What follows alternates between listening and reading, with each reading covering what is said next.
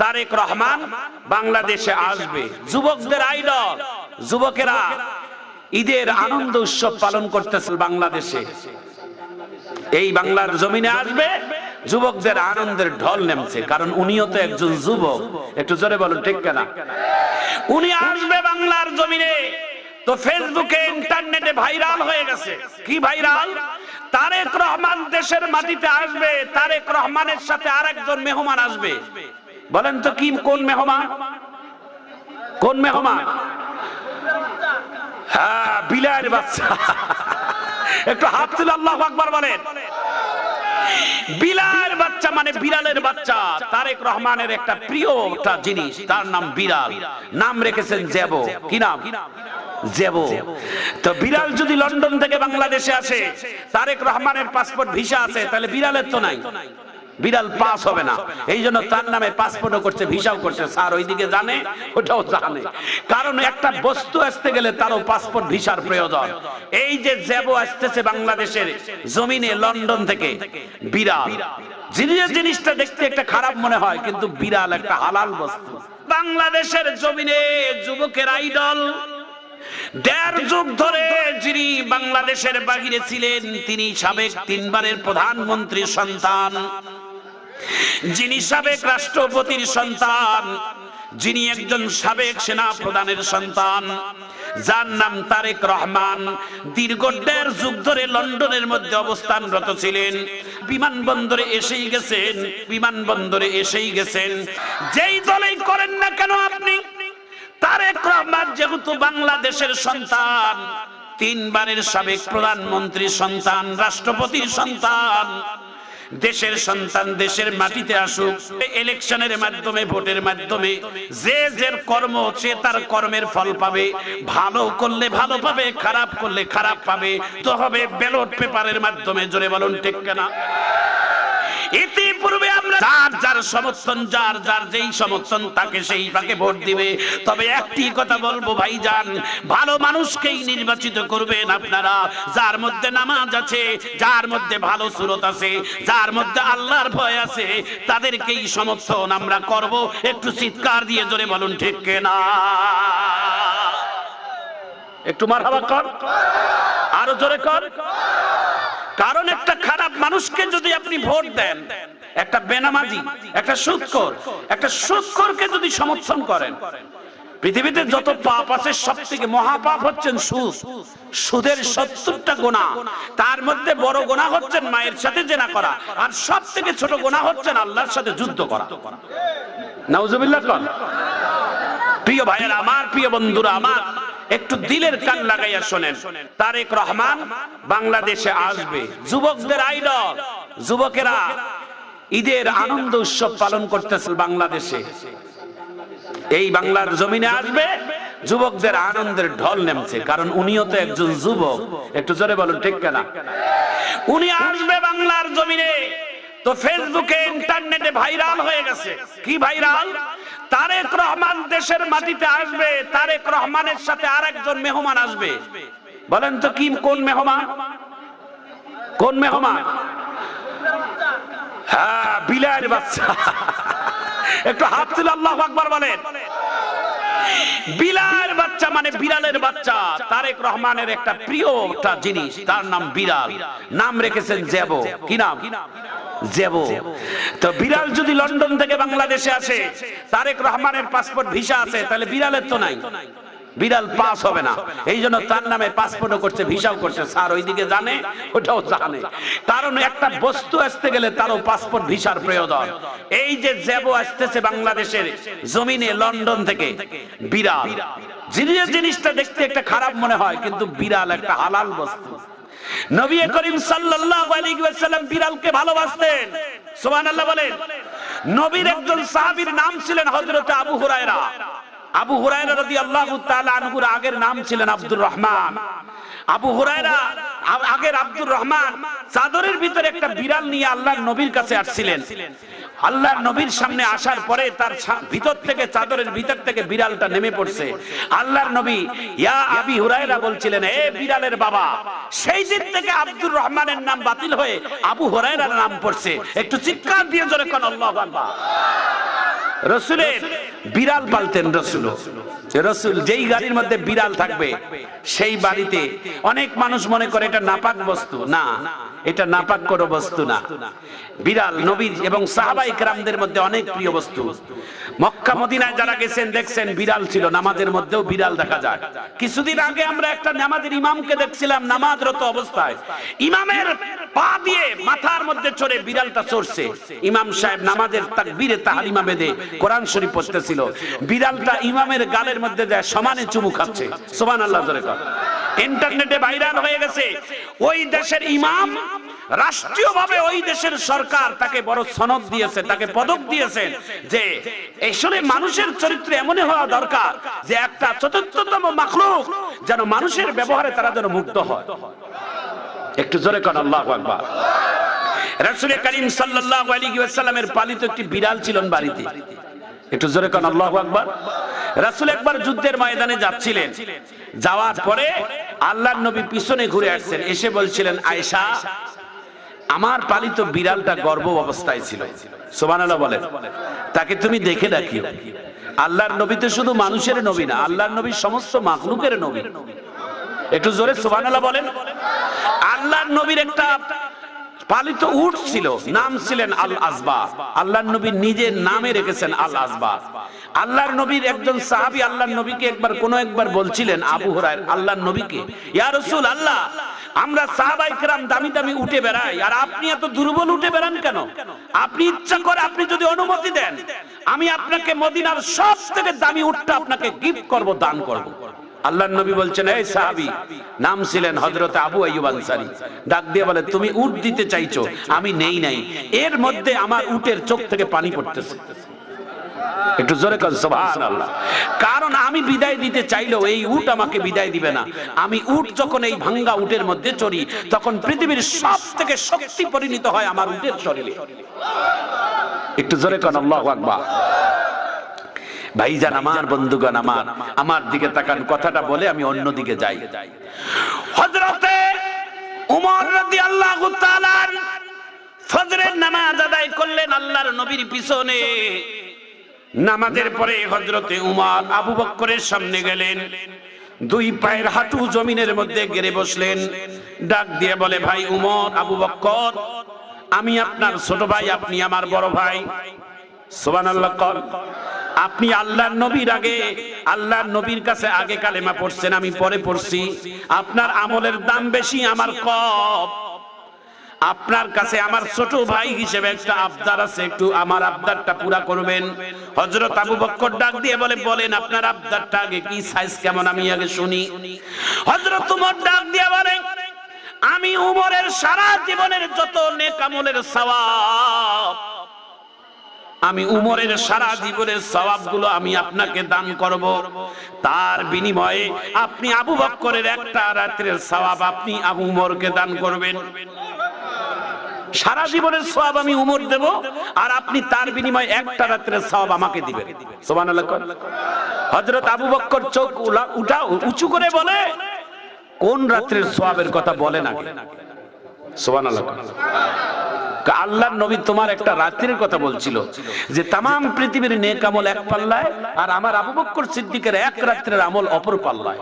তো তামাম পৃথিবীর থেকে আমলের থেকে আবু বকর সিদ্দিকের একটা রাতের আমলের পাল্লা ভারী হবে। তো রাতটা কোনটা? বলে ওই রাতটা হচ্ছে হিজরতের রাত। একটু জোরে কর। এখন কাঁদবেন, চোখের পানি পড়বে আপনার। হিজরতের রাত। আমার নবীর জীবনের সবথেকে বড় কষ্টের দিন ছিল দুইটা। একটু জোরে বলেন কয়টা? একটু জোরে বলেন কয়টা? বিশ্ব নবীর সবথেকে দুঃখের দিন ছিল দুইটা। আমার নবীর সবথেকে জীবনে যত কষ্ট পেয়েছে, সবথেকে মানুষের জীবনে, আপনার জীবনে, আমার জীবনে একটা কষ্ট আছে, তো আছে না নাই? জীবনে প্রত্যেকটা মানুষের কোনো না কোনো একটা বড় কষ্টের দিন আছে, আছে না নাই? আল্লাহর নবীর জীবনের সবথেকে বড় কষ্টের দিন দুইটা। আল্লাহর নবী নিজে বলছেন আয়েশাকে, একটা হচ্ছে হিজরতের দিন, যেই দিন তার জন্মভূমি ছেড়ে চলে যেতে হচ্ছে বিনা অপরাধে। সবাই বুকে আওয়াজ দিয়ে বলেন তো, আমার নবীর কি অপরাধ ছিল? একটু জোরে কর। আমার নবীর এই হাত দিয়ে কাউকে আঘাত করেছে? আমার নবী এই মুখ দিয়ে কাউকে গালি দিয়েছে? আমার নবী কারো বাড়িঘর দখল করছে? আমার নবী এতিমের সম্পদ ভক্ষণ করছে? আমার নবী কোনো মানুষের ক্ষতি করে নাই, তারপরও আমার নবীকে কেন জন্মভূমি থেকে পালিয়ে যেতে হলো? এটাই আসল কথা এখন সামনে হবে। একটু চিৎকার দিয়ে জোরে কোন আল্লাহু আকবার। এখন শুধুই কাঁদবেন, চোখের পানি ফেলবেন, এক ফোঁটা চোখের পানি নরম করবেন, কাঁদবেন যুবক ভাইরা। এরপরে আপনার আবার কিছু বিনোদনের কথা হবে। একটু জোরে কোন আল্লাহু আকবার। আমার নবী ডাক দিয়া বলে, আবু বকর, আমি তোমাকে নিয়ে হিজরত করতে পারি। এই কথাটা 6 মাস আগে আবু বকরকে মক্কার মধ্যে বলছে। কয় মাস আগে? 6 মাস আগে। আল্লাহর নবী হঠাৎ করে আবু বকরের বাড়ির দরজায় গভীর রাত্রে যায়, দরজায় এইভাবে লক করছে। আবু বকর বলে, পিছনে আবু বকর, পিছনে আল্লাহর নবীর পিছনে শত্রুর আক্রমণ। আল্লাহর নবী আস্তে করে যায় আবু বকরের বাড়িতে যায়, আওয়াজ করছে। এক আওয়াজে সঙ্গে সঙ্গে আবু বকর দরজা খুলে দিছে। বিশ্ব নবীকে জাবরাই ধরছে, দরজা লাগাই দিছে। আবু বকর সিদ্দিক ডাক দিয়ে বলে, নবী গো, এত গভীর রাত্রে কেন আপনি আসলেন? আল্লাহর নবী ডাক দিয়ে বলে, আবু বকর, এখন তুমি আমার প্রশ্নের জবাব দাও। একটা ঘুমন্ত মানুষকে একটা ডাকে কেমনে ওঠে? এত তাড়াতাড়ি ডাকা মাত্র আপনি দরজা খুলে দিলেন কেমনে? হযরত আবু বকর সিদ্দিক চোখের পানি ছেড়ে দিয়া বলে, ইয়া রাসূলুল্লাহ, ইয়া হাবিবাল্লাহ, আজ থেকে 6 মাস আগে আমার কানে কানে বলছিলেন, আবু বকর, সময় ভালো না মক্কার, যে কোনো মুহূর্তে আমরা মদিনায় হিজরত করতে পারি, আর হিজরতের বন্ধু তুমি হবা আমার আবু বকর। ওই রাত থেকে আজ পর্যন্ত আমি একটা রাত বিছানায় ঘুমাই না। আমি আবু বকর ওই রাত থেকে ঘুমাই না। প্রতি রাত ইশার নামাজের পরে আমি আপনার ডাক সারার জন্য আমি দরজার মধ্যে পিঠ লাগাইয়া দাঁড়াইয়া থাকি। শুধু আমি একা না, আমার 2টা মেয়ে, একটার নাম আসমা, একটার নাম আয়েশা। যেই দিন করে আমি জেগে জেগে দাঁড়িয়ে থাকি আপনার মুখের ডাক শোনার জন্য, আমার 2 মেয়ে সারা রাত রুটি বানায় আর সবজি গোস্ত ভুনা করে রাখে, যে কখন না জানি আমার বাবা আর নবী হিজরতে যাবে, আমরা 2 বোনে মিলে যদি আমরা আমার বাবা আর নবীকে যেন যাওয়ার পথে নাস্তা দিতে পারি। একটু সুবহানাল্লাহ জোরে কর। আল্লাহর নবী ডাক দিয়ে বলে, আবু বকর, আর দেরি করা যাবে না, চলো এখন হিজরতের জন্য যাই। সেকেন্ডের মধ্যে আবু বকর আর আমার নবী চললেন মদিনার দিকে। সুবহানাল্লাহ বলেন। বিশ্ব নবী হাঁটতে হাঁটতে পায়ের মধ্যে পরক লেগে গেছে, ফোসা পড়ে গেছে। আল্লাহর নবী পাহাড়ে উঠতে পারতেছিল না, সেই জাবালে সুর পাহাড়। আবু বকর সিদ্দিক বলছেন, ইয়া রাসূলুল্লাহ, আমি আবু বকরের পিঠে চড়েন, আমি রহমাতুল লিল আলামিন আপনাকে পিঠে দিয়ে ওই পাহাড়ের চূড়ায় আমি উঠব। পাহাড়ের চূড়ায় গেলেন আবু বকর আমার নবী, পাহাড়ের গর্তের ভিতরে আত্মগোপন করলেন।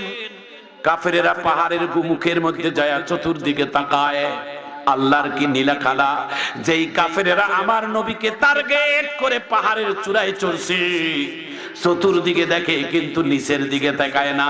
একজন ইহুদির চোখ নিচের মধ্যে গেছে, সঙ্গে সঙ্গে পাহাড়ের মুখটাকে আল্লাহ তাআলা একটা মাকড়সার জাল দিয়ে একটা জাল দিয়ে জাল বুনিয়ে দিয়েছে। একজন ইহুদি বলেই ফেলছে, এই পাহাড়ের গর্তের ভিতরে কি আত্মগোপন করলো নাকি?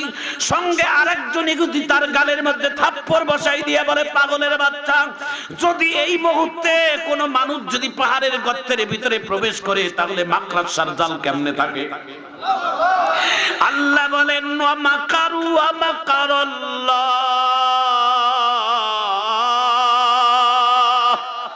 ওয়াল্লাহু খায়রুল মাকিরিন।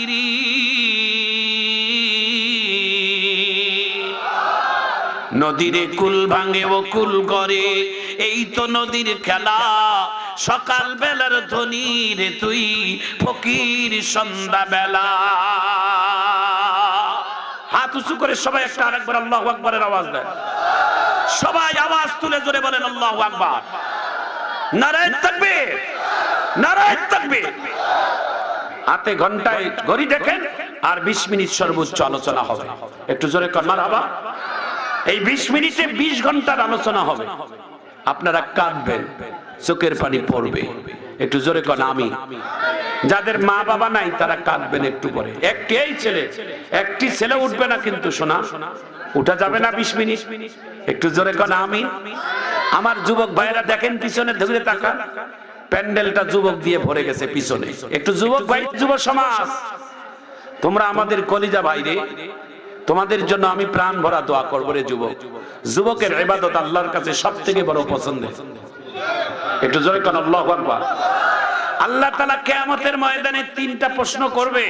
3 প্রশ্নের উত্তর না দেওয়া পর্যন্ত এক চুল পরিমাণ কিয়ামতের ময়দানে এদিক ওদিক ঘুরতে পারবেন না, নড়তেও পারবেন না। 1 নাম্বার প্রশ্ন করবে, তুমি যৌবনকালে কোন কাজে ব্যয় করছো? কোন কাজে? যৌবনকালটা তুমি কোন সময় ব্যয় করছো? নামাজ পড়ছো নাকি বেনামাজি ছিলা? নামাজ পড়ছো নাকি অন্য কাজে ছিলা? যৌবনকালের বড় দাম। এই যুবক, তোমাদের হাতে পায়ে ধরি রে বাজান, তোমাদের মতো অনেক যুবক, এই যে দেখো তোমাদের আজকে সাথী ভাই, নাম ছিলেন ওসমান হাদি। ছেলেটি কত বড় ভাগ্যবান। এদেশের কতগুলো প্রধানমন্ত্রী মারা গেছে, এত সম্মান তাদের ছিল না। তিনি তো প্রধানমন্ত্রী না, তিনি মন্ত্রীও না, এমপিও না। আজকে তিনি মারা যাওয়ার মধ্য দিয়ে সারা দেশের যুবক, আলেম, উলামা, মা বোনেরা সবাই ওসমান হাদির জন্য কেঁদেছেন, দোয়া করতেছেন। জোরে বলো ঠিক না? আগামীকাল তারেক রহমান দেশের মাটিতে আসবে। তার জেলের সমর্থকদের সাথে কথা বলার পরে দ্বিতীয় কাজ হবে ওসমান হাদির কবরের পাশে গিয়ে তারেক রহমান ওসমান হাদির কবর জিয়ারত করে দোয়া করবে। জোরে কোন আল্লাহু আকবার। একটা দলের প্রধান হয়েও তিনি এসে ওসমান হাদির জন্য দোয়া করবে, তাহলে বোঝা যায় ওসমান হাদির কপাল কত ভালো। এমন জীবন করিও গঠন, মরণে হাসিবে তুমি কাঁদিবে এ ভুবন। ভালো মানুষের দাম, ভালো যুবকের দাম, সুন্দর যুবকের দাম, চেহারার দাম নাই। জোরে বলুন ঠিক না? চেহারার দাম নাই রে যুবক। এই যে চুলের মশা, ওগুলোর দাম নাই। ঠিক কি না? আদর্শ চরিত্রওয়ালা যুবকের দাম আল্লাহর কাছে। একটু জোরে বলুন ঠিক না? এই যুবক, তোমাদের সম্পর্কে আমি একটু কথা বলবো, সামনে একটু বলবো, শুনবেন তো? একটু জোরে বলেন শুনবেন। আল্লাহ যেন আমাদের সবাইকে শোনার তৌফিক দান করে, আমিন কর। ছোট্ট একটা সঙ্গীত বলি, যুবক ভাইয়েরা ঠিক বেঠিক বলবেন তো দেখি। আগের মতো শান্তি তো আর, আগের মতো শান্তি তো আর এখন পাওয়া যায় না। মানুষ সব পাল্টে গেছে, পাল্টিনি তো জামানা। কথা বলেন ঠিক কেন?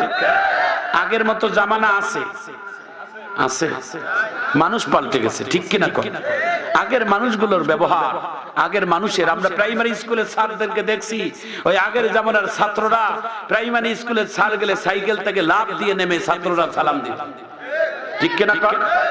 আগের অনুষ্ঠান হতো, দোয়া পড়া হতো গ্রামগঞ্জে।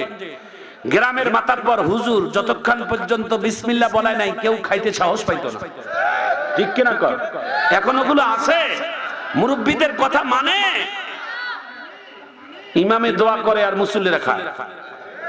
আমি এক মসজিদে দেখলাম ইমাম সাহেব দোয়া করতেছে, শুকরানা দিচ্ছে মুসল্লিদেরকে, শেষে ইমামের নাই।